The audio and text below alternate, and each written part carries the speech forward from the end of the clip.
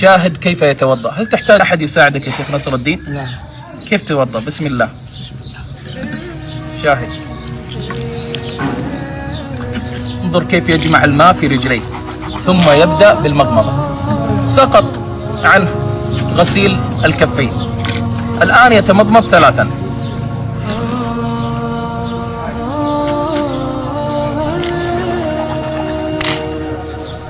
بعدها انظروا كيف يستنشق، هذا هو الاستنشاق.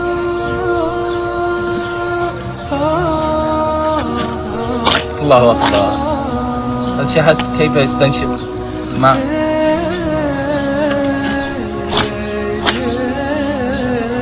بعد الاستنشاق ماذا سيغسل؟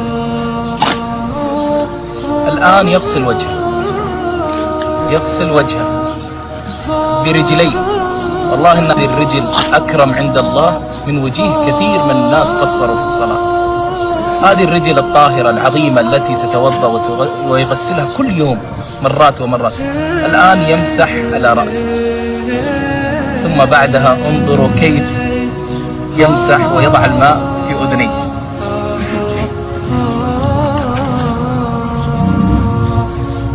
شاهدت؟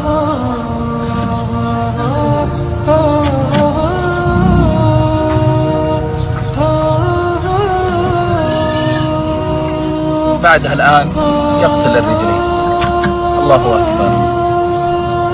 سنوات وهو على هذه الحالة، سنوات وهو يصلي قبل صلاته يتوضأ بهذا الوضوء بهذه الطريقة، لا يساعده أحد.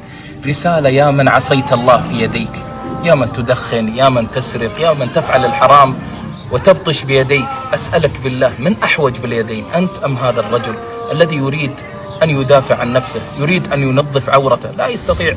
هو يستطيع يرد على الهاتف، يستطيع يحسب الأموال، يحمل، لكن لا يستطيع ينظف عورته. يا من عصيت الله بيديك، تذكر هذا المشهد. يا من قصرت في الصلاة، تذكر هذا المشهد. يا من أعطاك الله سبحانه وتعالى هذه الصحة، ترى الله قادر. لم يحرم الشيخ نصر الدين اليدين لأنه أسوأ منك حالا، لا والله، حرمها اليدين